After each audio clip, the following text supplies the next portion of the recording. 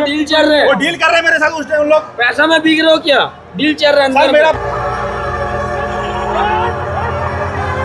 जब तक हम और आप इन मौतों को सामान्य मानते रहेंगे, तब तक सफाई के नाम पर बलि देने का यह सिलसिला थमेगा बिल्कुल भी नहीं।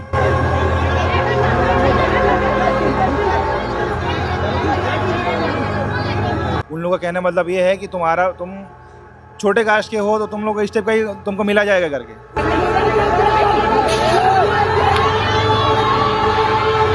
जब मशीनों से सफाई हो सकती है तो इंसानों को उस जहरीली भट्टी में क्यों धकेला जा रहा है?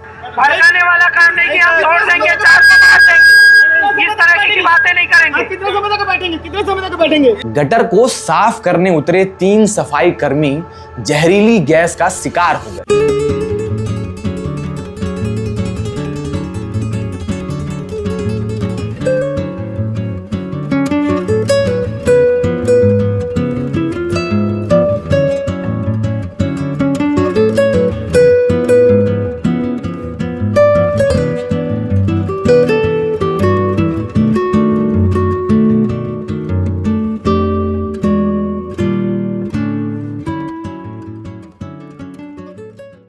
रायपुर से एक ऐसी खबर आई है जो आपके सिस्टम के दावों और इंसानी जान की कीमत दोनों पर एक बड़ा सवालिया निशान खड़ा करती है।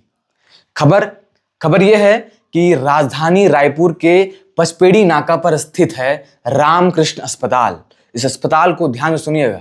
यह अस्पताल जहां लोग जान बचाने जाते हैं, वहां मंगलवार की रात 3 मजदूरों की जान चली गई। और जान कैसे गई? अस्पताल के पीछे बने सीवरेज टैंक यानी गटर को साफ करने उतरे 3 सफाई कर्मी जहरीली गैस का शिकार हो गए।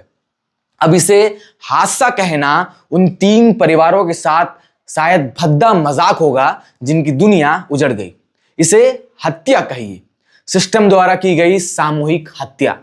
गोविंद सेंद्रे, अनमोल मांझी और सत्यम कुमार ये सिर्फ नाम नहीं है, ये उन उम्मीदों के नाम थे जो 50 फीट गहरे मौत के कुएं में सिर्फ इसलिए उतार दिए गए क्योंकि अस्पताल की गंदगी साफ होनी थी। पर अफसोस, उन मजदूरों की जान से ज्यादा सस्ती शायद इस अस्पताल के लिए सुरक्षा थी। खबर को विस्तार से समझिए। रात के 8 बज रहे थे। अस्पताल के पीछे बने गटर की सफाई होनी थी। नियम कहते हैं कि ऐसे गहरे टैंकों में उतरने के लिए ऑक्सीजन सिलेंडर, हार्नेस और गैस डिटेक्टर अनिवार्य है। लेकिन वहां क्या मिला? परिजनों का कहना है, उनका आरोप है कि उन्हें सिर्फ एक मास्क थमा दिया गया। 50 फीट गहरे जहरीले टैंक में मास्क वैसे ही काम करता है जैसे जलते हुए घर में चम्मच से पानी डालना। एक उतरा, बेहोश हुआ, उसे बचाने दूसरा गया, वो भी डूब गया। तीसरा गया, वो भी नहीं लौटा। ये रेस्क्यू कहीं से भी नहीं लग रहा है, ये मौत का सिलसिला था।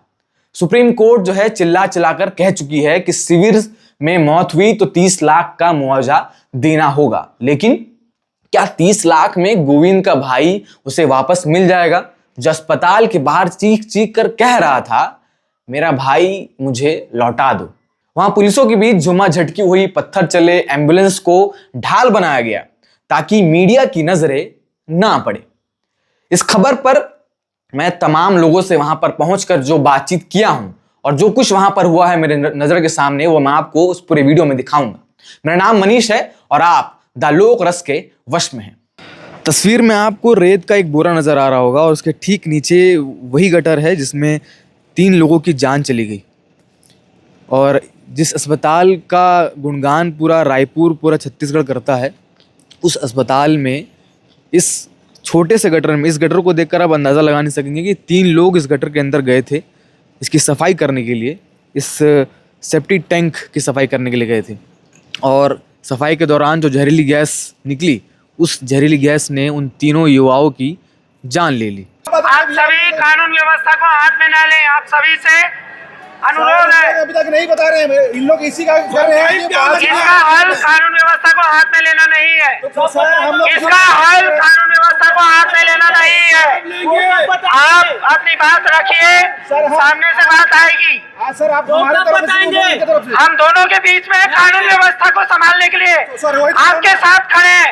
हम आपके लिए अभी न्याय के लिए लड़ेंगे। हाँ तो वही तो पुराने है ना? ऊपर बोलेंगे उनके उसी तरफ से। हम तो ले जा रहे हैं ना भाई, जो बात करने की बात कर रहा है उनको लेके आओ ना, उनको लेके आओ, बात करो।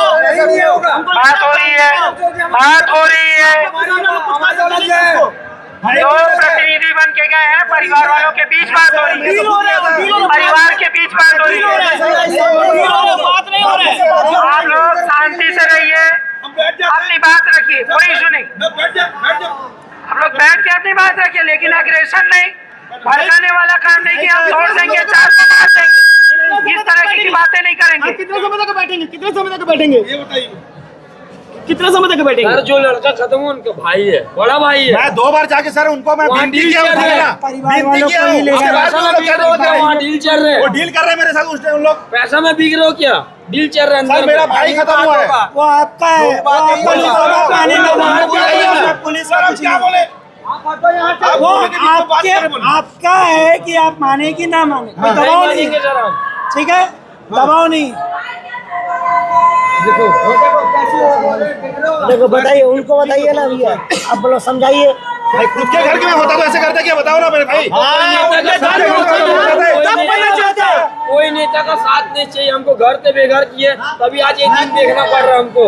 महज 23-24 साल का लड़का जब उसका निधन हो जाता है तो उसके साथ उसकी उम्मीदें, उसके सपने, उसके परिवार की उम्मीदें, सब कुछ खत्म हो जाता है। और जब कारण ये हो कि किसी की लापरवाही हो तो फिर ये सवाल और विषय और गंभीर हो जाता है। सवाल जो है सिस्टम के लिए भी बहुत गंभीर है, और सवाल यहाँ जो तमाम लोग इस अस्पताल से कर रहे हैं वो भी गंभीर है। मगर जवाब जो है मिलते मिलते कई घंटे हो चुके हैं। मैं खुद यहाँ पर पिछले 3-4 घंटे से मौजूद हूँ, और मेरे साथ जो भैया बैठे हैं वो उस शख्स के भाई हैं जो महज 24 साल के थे, जिनका निधन हो गया कारण अस्पताल की लापरवाही। क्या कुछ हुआ था भैया? कितने घंटे हो चुके हैं आपको यहाँ पर आके, और कितना इंतजार करने का सब्र है आपके अंदर? देखो सर, मेरे को तो न्याय चाहिए, तो मैं तो 24 घंटे बैठूंगा यहीं पे, 2 दिन बैठूंगा, 3 दिन बैठूंगा सर। मेरे को न्याय चाहिए सर। यहाँ पे न्याय देने के लिए मतलब ना कोई नहीं है, ना प्रशासन हम लोग का सपोर्ट कर रहा है, ना कोई मतलब ना क्या बोलते हैं गवर्नमेंट का कोई आ रहा है, ना केयर वाले मतलब ना रामकृष्ण केयर वाले कोई सपोर्ट कर रहे हैं हमारे साथ, ना कोई मतलब ना हमारे साथ कोई दुख से मतलब ना दुख मिला रहे हैं। यहाँ पे खाली यही करा जा रहा है कि नहीं, पर डील करा जा रहा है मेरे साथ कि ये करेंगे, वो नहीं करेंगे, इतना पैसा देंगे, उतना पैसा नहीं देंगे करके। भैया मैं अपना दुख मतलब ना वो करूँ कि यहाँ पे डील करने आऊँ मैं उनसे? मतलब अस्पताल में जो बड़ी लापरवाही हुई, वहाँ उस लापरवाही पे कोई बात नहीं की जा रही, उसको लेकर कुछ नहीं बताया जा रहा, सीधा डील किया जा रहा है। डील करा जा रहा है। जो घटना हुई उसके बाद बॉडी को निकालने के बाद क्या कुछ हुआ था? कहा जा रहा है कि बॉडी उस सेफ्टी टैंक के अंदर लगभग 3-4 घंटे थे। 3-4 घंटे अंदर में ही थे उन लोग। उसके बाद भी जब आए ना मतलब ना जो गोताखोर रहते हैं उन लोग निकालते हैं, जो उन लोगों को बोला भी गया था कि मतलब खुद जाके मतलब ना इक्विपमेंट लगा के या नीचे जाके लगाओ करके, और नीचे ऊपर आओ करके। उन लोग क्या बोले कि मतलब ना नहीं हम लोग नीचे नहीं जा सकते करके। भैया आपको तो ट्रेनिंग उस चीज़ का दिया जा रहा है ना, जो अस्पताल की तरफ से? नहीं अस्पताल की तरफ से नहीं, गवर्नमेंट का जो होते हैं ना, गवर्नमेंट की तरफ से जो आए होते हैं उन लोग भी लेट आए हैं। ठीक है, लेट आए हैं, प्लस उसके बाद क्या है मतलब जब निकाला गया ना, डंडा से निकाल रहे हैं। भैया आपका अगर मतलब ना इस शेप का होगा, आप डंडा से निकालोगे? और वैसा भी नहीं कि ज़्यादा गहराई थी वहीं पे, 4 फीट का था, लेकिन उसमें केमिकल था। केमिकल का मास्क लगा के जा सकते हो, नीचे ऊपर ला सकते हो। जब इतना घंटा क्यों लगा भाई उससे सब चीज़ें के लिए? वो सब चीज़ें आपको अगर आप 1 घंटे के अंदर में कर देते तो बच्चा बच जाता ना आज की डेट में। आज तो हम लोग बैठे नहीं रहते यहीं पे। ठीक है, कुछ भी अगर होता, जिंदा तो रहता कम से कम। उनको लापरवाही की वजह से तो मर गए ना वो। उसके बावजूद भी मतलब नहीं लोग, हम लोग इस टाइप पर बातें करा जा रहा है।